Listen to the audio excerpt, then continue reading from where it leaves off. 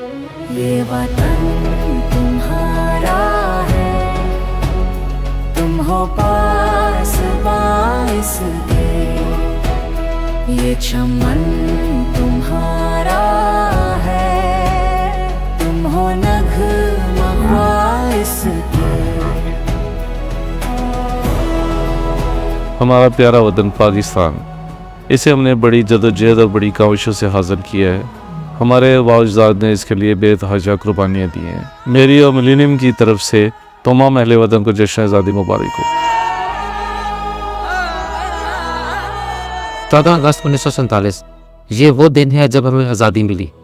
आए आज हम सारे मिलकर ऐद करें कि पाकिस्तान को उस बुलंदी तक पहुँचाएँ जिसका वादा हमारे बुजुर्गों ने किया था। मेरी और मिलेनियम फैमिली की तरफ से आप सबको जश्न आज़ादी मुबारक हो। पाकिस्तान जिंदाबाद।